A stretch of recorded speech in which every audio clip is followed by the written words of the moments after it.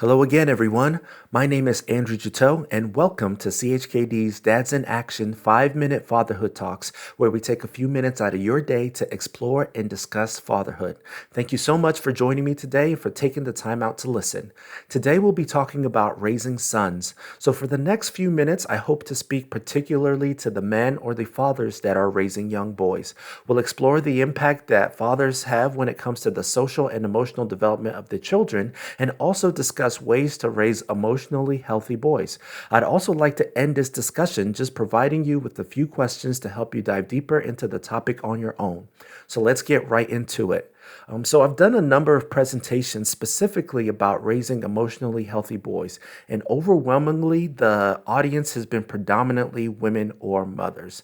So sometimes there may be a dad or two sprinkled in there, but not often. And I think this message is particularly important for dads to hear because we play such a vital role in raising our sons.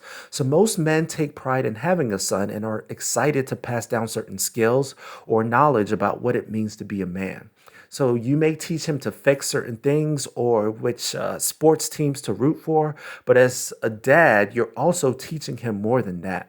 Though it may not be purposeful, your son is also learning how to handle his emotions. He's noticing when and how you handle your emotions and your feelings of anger, anxiety, or sadness. He's looking at you to see how you treat others, particularly the women that you interact with in your life. So, how are you treating his mother or his sister, and how do you speak to or about women when they're not around?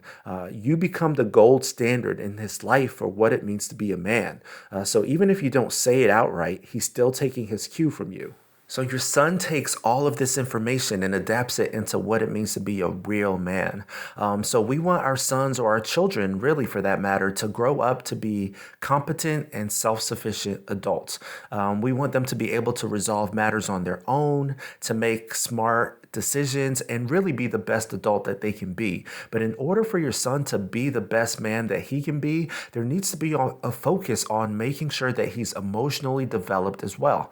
So this is not just a mother's responsibility. Dads play a big part, really, because it's our actions that can prevent this from occurring. When we're putting our son in a box and not allowing him to pursue certain interests or to engage in certain behaviors that make him happy just because we think it's feminine, we're stunting his social and emotional development.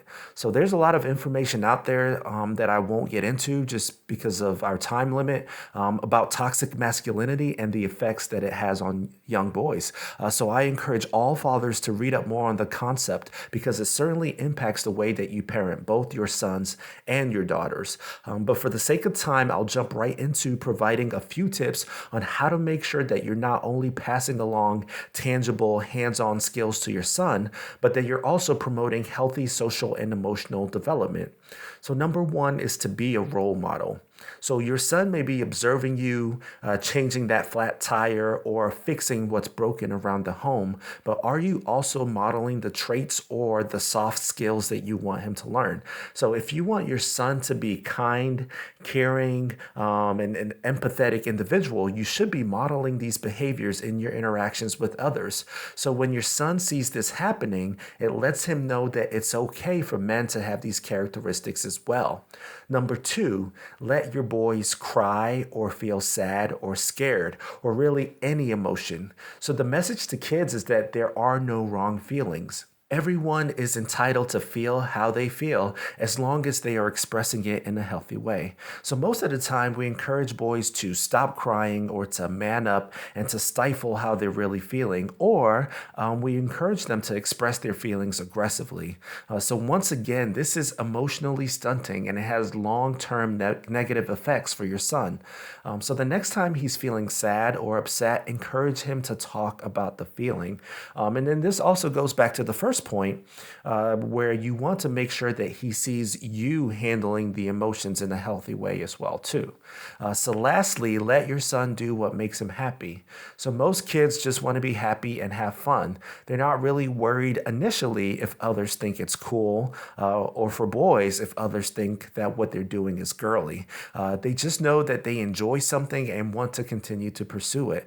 So yes, eventually they'll get told by society, by by their peers and by other adults what is quote unquote acceptable and what's not. But as a father, your goal is to support your child as long as what they're doing is safe and makes them happy.